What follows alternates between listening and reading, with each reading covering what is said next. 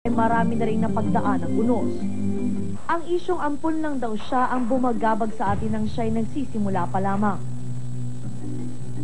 Inakusahang mga agaw ng magkarelasyon sila ni Ariel Rivera. Sino ba makakalimot sa katagang The Monkey Can Sing na di umano'y patungkol ni Mariah Carey kay Regine?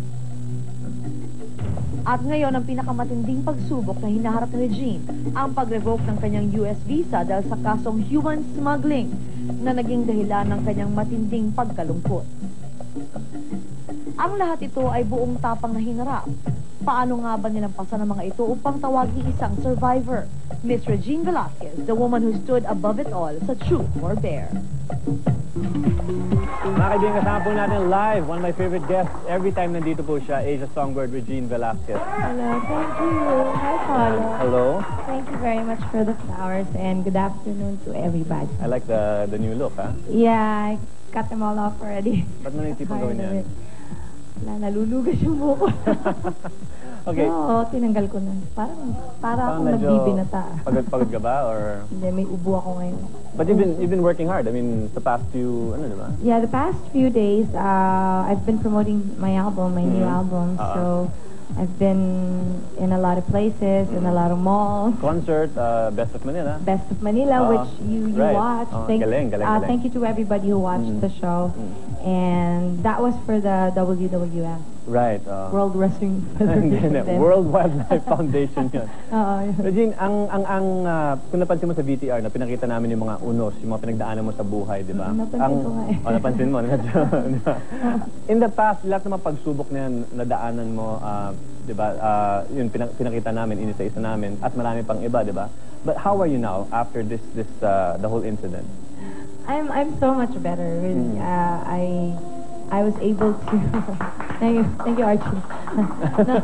I was able naman to move on because I really didn't have any choice. Right.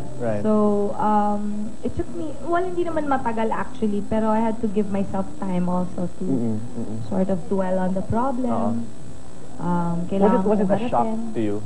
It was. Because for me, it was a shock when I heard about it. It was a shock for me also kasi weird yung sitwasyon eh. So it was really shocking. That's why I was not able to work right away. I got masyado akong na-worry. Masasabi mo ba yun ang pinakamabigat na problemang napagdaanan mo sa buhay? Actually, hindi naman. Hindi pa? Marami nga nagsasabi na gano'n na parang baka ito na yung pinakamabigat na problema dumating sa akin. Actually, mas marami pang mas mabigat dito. It's just that situation was different and I didn't know how to handle it. Kasi iba from the usual problems na hindi siya pangkaraniwan, di ba? Yung mga love life, diba? In a way, career siya, and di ba, everyone knows na, di ba? At maraming umaasa na sana you make it internationally, di ba? And all that. And baka maapektuhan yung, di ba? Yung balak mong yan. Yes, kasi siya masyadong kumbaga parang nakasalala yung reputation ko eh. Parang ganun eh. So that's why it was kind of difficult.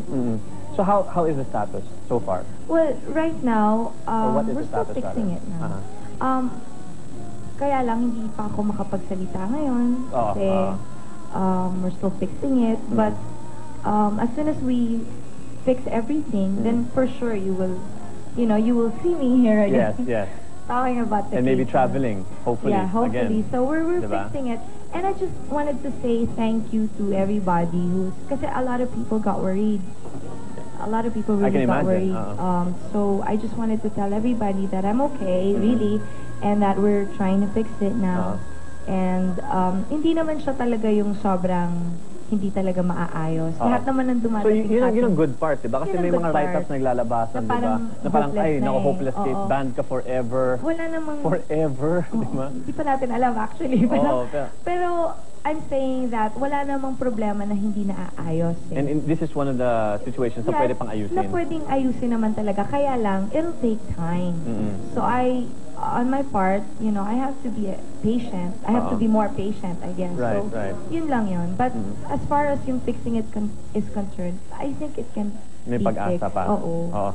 Marami nagsasabi rin, nag-comment, na nung nangyari ito, ang dahilan daw kung bakit nangyari ay sobra kang bait na tao. Gaano ka nga katindi magmahal sa mga tao? Hindi nga, salbahe nga ako. Ganon, salbahe ka, kaya ka nasangkot sa kasong ganyan? Hindi, ano lang talaga, I don't know, siguro I was just put in that situation and I didn't know how to handle it. So, yun lang yun talaga. Pero in a way ba masasabi mo na sa sobrang kabaitan mo, maaari kang abusuhin ng tao? Diba? Like the abuse your kindness, kumbaga, diba?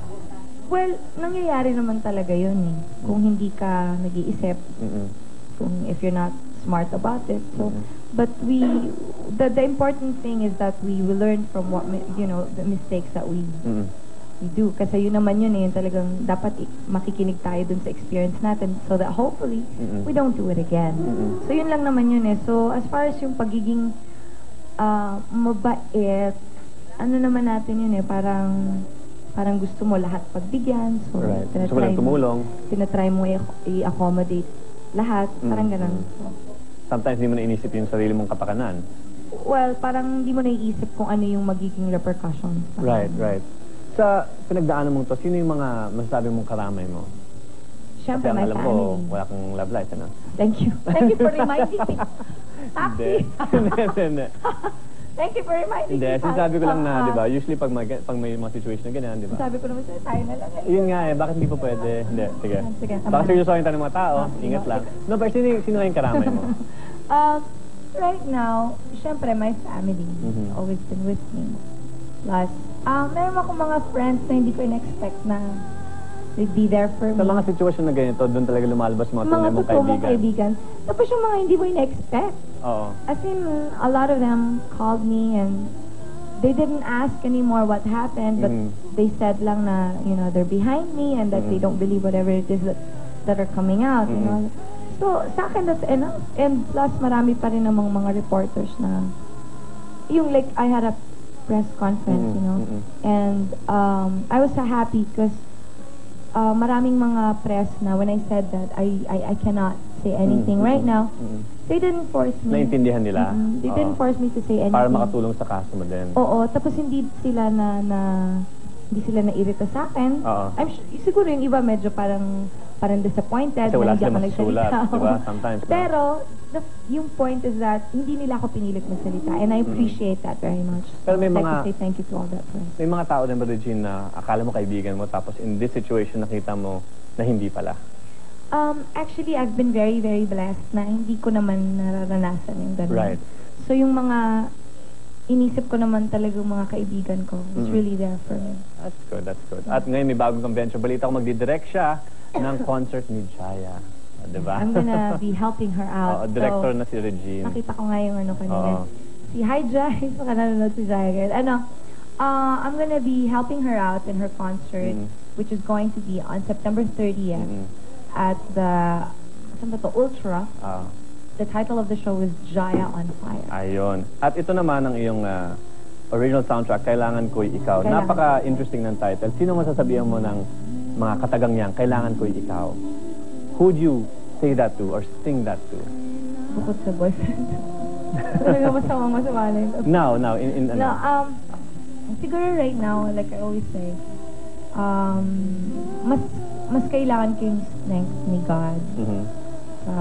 Kasi parang, or yung strength na manggagaling sa Kanya. Kasi parang, pag ako lang, hindi kakayanin ng powers ko. Right. So, kailangan ko si God. And you also mentioned your family kanina. Of course, my family.